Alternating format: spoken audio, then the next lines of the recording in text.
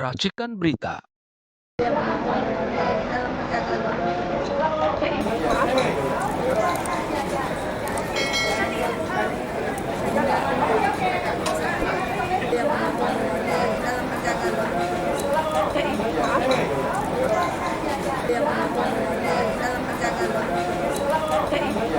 Untuk keterangan lebih lanjut di dalam terjadi apa, saya mohonkan Bang Petrus Celestinus selaku koordinator litigasi dalam tim yang kami bentuk, namanya Tim Advokasi Anti Kriminalisasi Akademisi dan Aktivis. Mohon Bang Petrus untuk disampaikan perkembangan tadi di dalam, Bang. Baik, Ya. terima kasih. Tadi tepat pukul 10 kami mendampingi Mas Roy Suryo dan Ibu Dr. Tifa sebagai yang diundang oleh pihak Polda Metro Jaya untuk klarifikasi, dan pada saat ini baik Mas Roy Suryo maupun Dr. Tifa sudah ada di ruangan penyelidik, ya, yang Roy Suryo di unit 1, sedangkan Dr. Tifa di unit 4. Mas Roy Suryo didampingi oleh penasihat hukum Pak Samsyar, sedangkan Dr. Tifa didampingi oleh penasihat hukum Pak Herman Kadir. Dan nanti secara bergantian, karena tim yang akan mendampingi ini kan banyak sekali, ya, ada sekitar 60 advokat yang mendampingi kedua rekan kita yang saat ini didengar keterangannya dalam rangka klarifikasi, dan keduanya sangat siap untuk memberikan klarifikasi dan juga akan meminta klarifikasi karena undangannya itu menyatakan undangan dalam rangka klarifikasi. Kalau bicara klarifikasi, maka yang mengundang juga harus mengklarifikasi apa saja yang mau didengar dari pihak kita, pihak yang dipanggil. Kemudian yang dipanggil juga bisa menanyakan hal apa saja kepada pihak yang memanggil terkait dengan undangan itu. Karena itu kan disebutkan sebuah peristiwa yang terjadi pada tanggal 26 Maret 2026. Baik Mas Roy maupun Dr. Tifa tidak tahu peristiwa yang terjadi tanggal 26 Maret itu peristiwa apa. Karena itu dari klarifikasi nanti akan menjadi jelas apakah terkait dengan Dr. Tifa dan Mas Roy atau tidak. Sehingga nanti akan jadi panjang ini karena persoalan tanggal 26 Maret 2025 itu menurut Mas Roy dan Dr. Tifa tidak ada hubungan dengan peristiwa apapun, apalagi dihubungkan dengan sebuah peristiwa pidana. Nah, ini yang akan kita dengarkan setelah klarifikasi hari ini. Nah, yang kedua memang agak aneh karena yang seharusnya diklarifikasi itu pihak pelapor. Laporannya tanggal 30 April, tetapi tanggal 5 sudah ada panggilan untuk klarifikasi kepada pihak yang disebut-sebut sebagai terlapor. Karena yang disebut sebagai terlapor ini diumumkan dengan nama inisial, sehingga baik Dr. Tifa maupun Mas Roy Suryo juga belum tahu apakah mereka ada dalam posisi sebagai pihak yang dilaporkan atau mereka di luar itu. Ini juga belum jelas. Jadi klarifikasi ini masih sangat mentah, ya, masih sangat cair. Dan kita juga minta kepada pihak penyelidik, karena undangannya klarifikasi, kita tidak mau sampai bertele-tele sampai tengah malam. Kita batasi, kita minta jam 5. Karena baik Mas Roy maupun Dr. Tifa juga punya kesibukan lain yang mungkin jauh lebih penting dari persoalan ini. Apalagi laporannya tentang pencemaran nama baik, itu bukan kepentingan umum, tapi adalah kepentingan pribadi yang melapor, yaitu siapa? Joko Widodo. Jadi kita juga minta penyelidik juga memahami ini. Pemeriksaan hari ini karena menyangkut pencemaran nama baik seseorang, maka itu bukan kepentingan umum. Apalagi dalam rangka klarifikasi, ya kita sepakati pemeriksaannya jangan sampai bertele-tele dan sampai larut malam. Kecuali sudah dipanggil sebagai saksi, atau misalnya dalam rangka memeriksa seseorang sebagai tersangka, ya silakan aja, mereka kadang-kadang bisa sampai subuh 20 jam, ya. Walaupun itu juga sudah melanggar HAM. Kira-kira itu dari saya. Baik, tambahan ya, kenapa kami tegaskan bahwa ya klarifikasi itu dibatasi waktu tertentu. Kami belajar dari pemeriksaan klien kami yang lalu, hari kemarin Rabu, yakni Saudara Rizal Fadila dan Kurniati Riwani, diperiksa dari jam 10 sampai jam 10 malam, yang satunya jam setengah 11 sampai jam 11 malam. Ini tentu saja sangat melelahkan, apalagi klien kami Bung Rizal Fadila itu sedang kondisi sakit karena kecelakaan. Jadi itu yang jadi atensi. Dan alhamdulillah di tengah kita ada dua tokoh, pertama Bang Refli dan dua Bang Marwan. Silakan Bang, tanggapannya terhadap kasus ini. Bang Marwan dulu.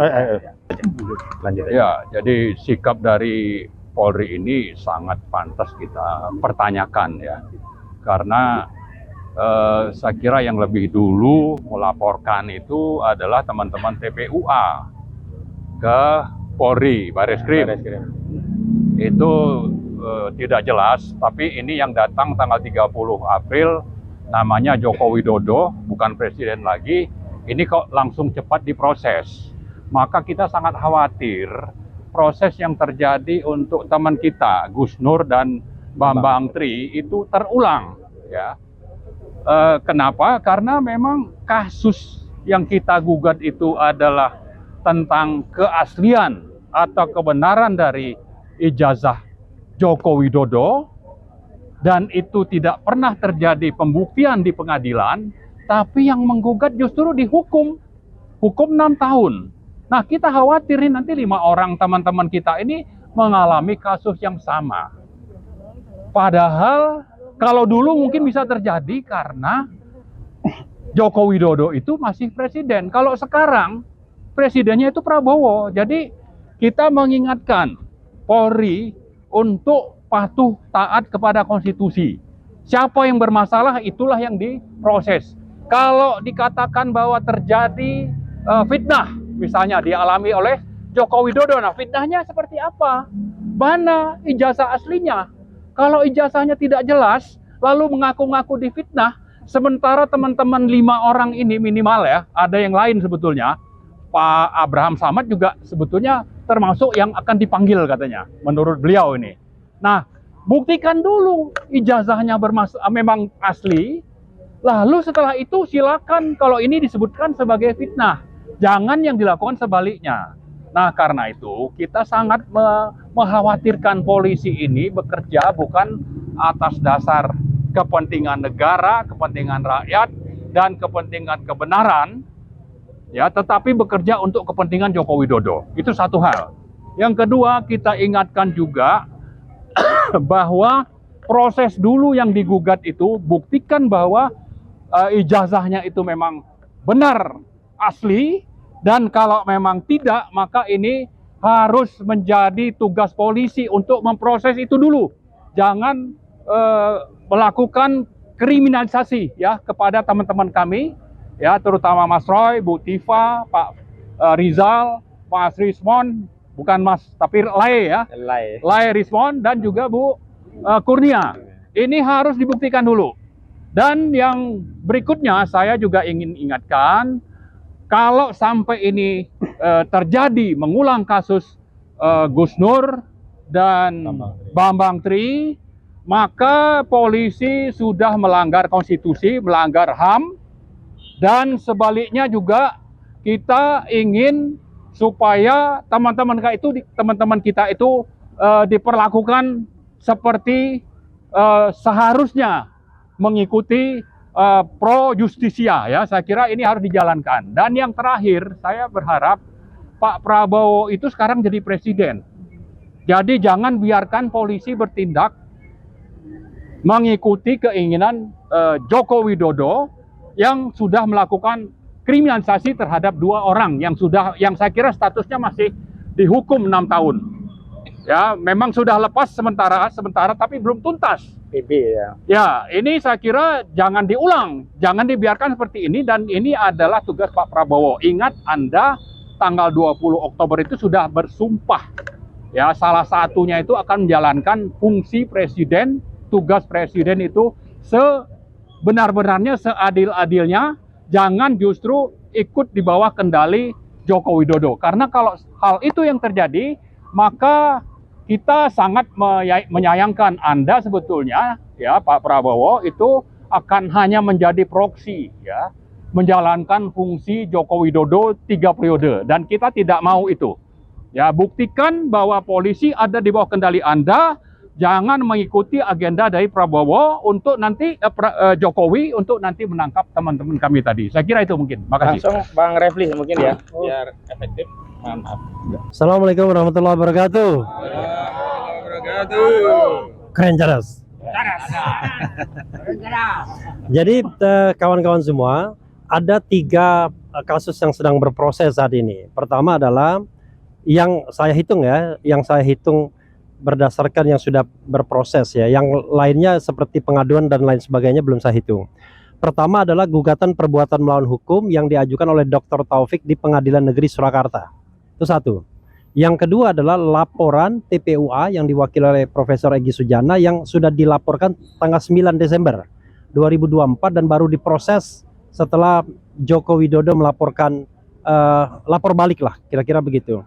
Kemudian yang ketiga adalah laporan pencemaran nama baik atau fitnah yang dilakukan oleh orang-orang tertentu menurut Joko Widodo.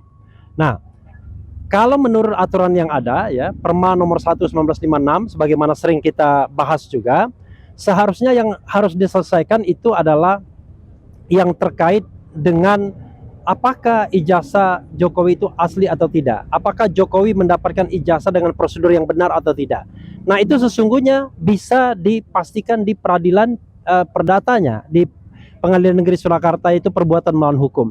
Persoalannya adalah sepertinya Jokowi menghindar dari peradilan tersebut.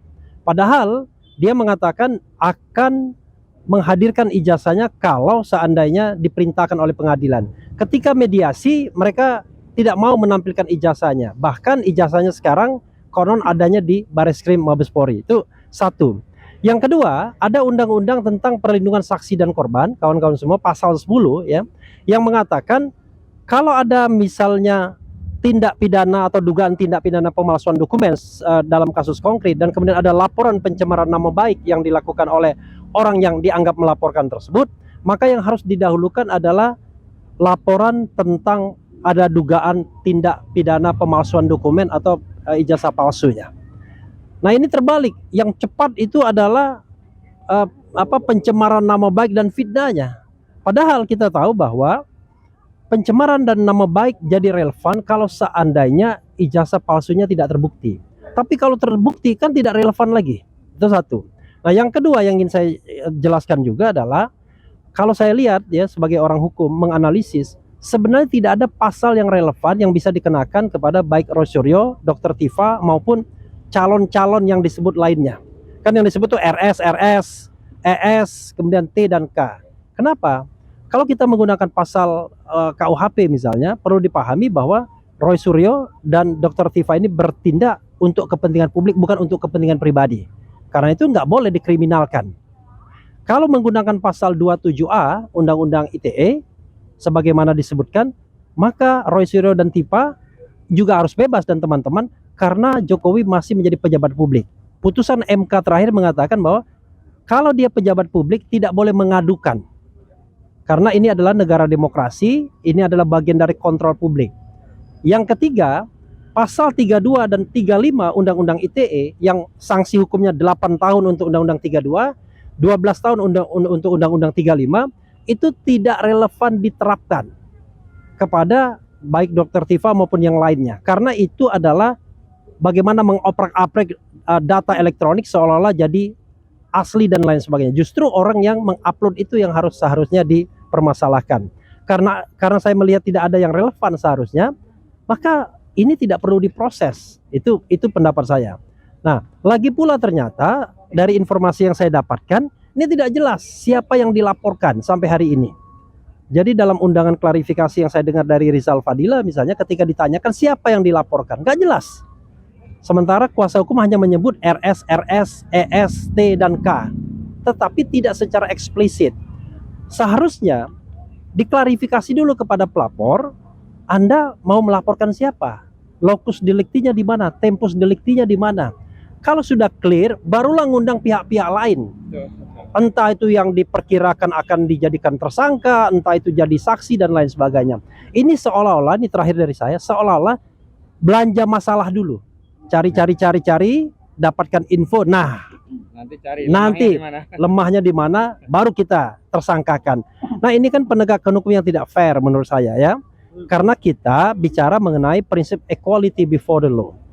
Dan fungsi polisi penegak hukum sebagai pelindung dan pengayom masyarakat, Kamtibmas dan penegakan hukum yang benar dan adil. Jadi bukan alat untuk kriminalisasi atau alat untuk penguasa menginginkan hasratnya terpenuhi. Apalagi kalau misalnya pokoknya dia harus masuk gitu kan. Saya dengar itu dari misalnya pendukung-pendukungnya masuk, pokoknya tidak mau tahu. Nah, ini kan cara penegakan hukum yang menurut saya tidak benar, dan seharusnya Prabowo Subianto tidak boleh lagi mengulangi tragedi ini di era pemerintahan presiden sebelumnya.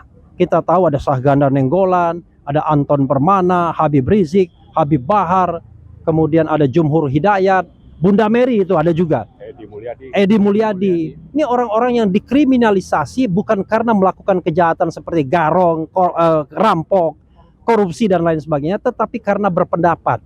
Makanya kalau orang berpendapat kemudian bisa dikriminalisasi dan kemudian bisa divonis, maka negara kita adalah negara yang sontoloyo. Wassalamualaikum warahmatullahi wabarakatuh. Baik, sebelum ditutup mungkin sebelum ditutup ada pertanyaan dari kawan-kawan media. Kalau cukup kita cukupkan. Ada pertanyaan? Baiklah, terima kasih. Pemeriksaan hari ini adalah klarifikasi, bukan penyelidikan, bukan penyidikan. Klarifikasi itu hanya mengkonfirmasi hal-hal yang tidak substansi. Sehingga saya kaget juga ada pemeriksaan sampai 12 jam dan sebagainya, ditanya apa itu, 13 jam dan sebagainya, apa itu. Ini adalah klarifikasi, itu seharusnya apa yang dilaporkan, tuntutannya apa, dugaan pidananya apa, lokusnya di mana, temposnya kapan, itu seharusnya, ya kan? Dan satu hal lagi, ini sebenarnya teman-teman ini adalah mewakili rakyat Indonesia, sehingga tidak bisa dikenakan pasal 310, 311, karena ayat 3-nya menyatakan demi kepentingan umum, maka tidak dapat dilakukan tindak pidana. Jadi satu hal lagi yang penting saya tekankan, yaitu masalah kenapa teman-teman ini selama ini mempertanyakan ada dugaan-dugaan tidak ada ijazah itu, karena pada peristiwa persidangan Gus Nur dan Bambang Tri itu objeknya adalah ijazah, tapi ijazah itu tidak disampaikan, sehingga diduga tidak diberikan, tidak ditunjukkan, sehingga diduga dia tidak punya ijazah. Oleh sebab itu, teman-teman beritiket baik, datang ke Gajah Mada, bahkan datang ke rumah Jokowi, bahkan bersurat lebih dahulu, istilahnya ketok pintu lah, ya kan, untuk mempertanyakan, tapi tidak ditanggapi. Nah, ini kan masalahnya seperti ini. Dan satu hal lagi, seperti Bang Refli katakan, bahwa laporan ini sudah didului oleh TPUA, bahkan ke Mabes Polri. Yang mana kalau demikian, ketentuan pasal 10 Undang-Undang 31 tahun 2014, yaitu perlindungan saksi dan korban, jika ada laporan lebih dulu, maka tidak bisa dilaporkan pencemaran nama baik. Kalau itu sampai terjadi presiden seperti ini, tidak ada laporan di Indonesia ini. Setiap laporan ditangkal dengan itu. Padahal ketentuannya wajib diselesaikan dulu laporan pertama sampai inkrah.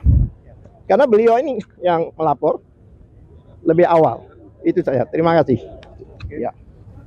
Jadi ada hal yang penting, ini yang nggak bisa dibantah. Jadi setiap pejabat negara itu boleh dikritik.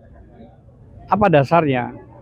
Dasarnya yaitu putusan 105 MK P22 dan 24 tahun 2024. Itu jelas di putusan MK 105 menyatakan bahwa pejabat negara, pemerintah, korporasi, kelompok masyarakat itu boleh dikritik.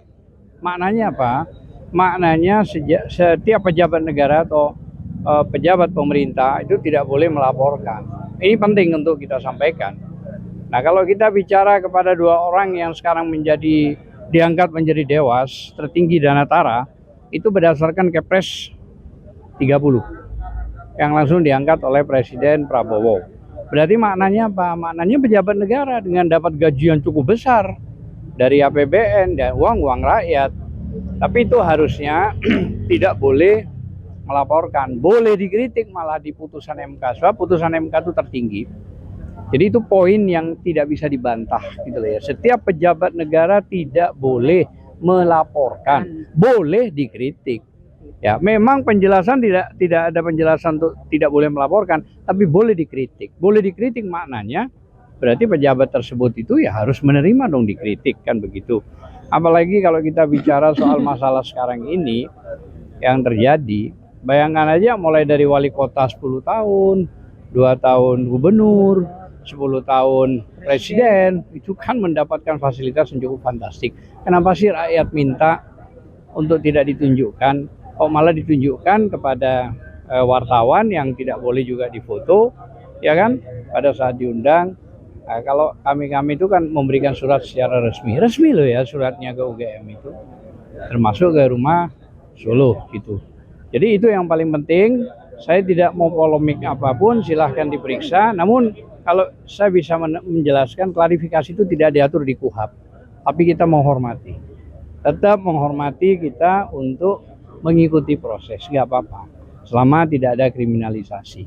Mungkin itu yang bisa saya berikan. Terima kasih. Assalamualaikum warahmatullahi wabarakatuh. Waalaikumsalam. Sebagai rakyat petani, sebagai rakyat nelayan, Pak Presiden, saya tahu ini Pak Presiden kan itu namanya Pak Prabowo, presidennya saat ini.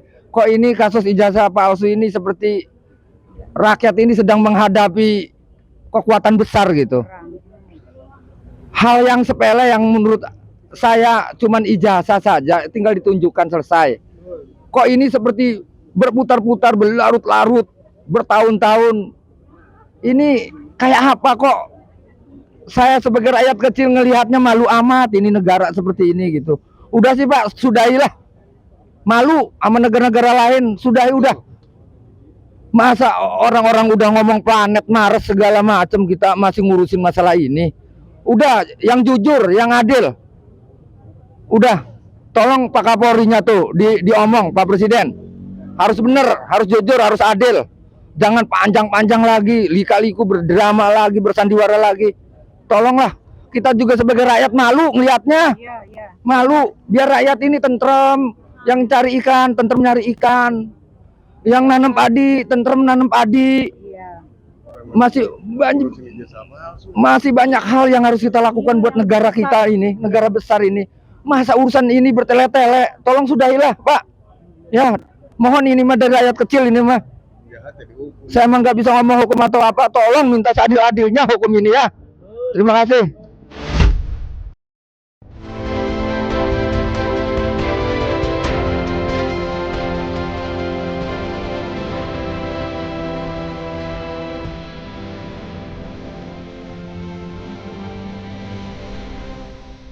Racikan Berita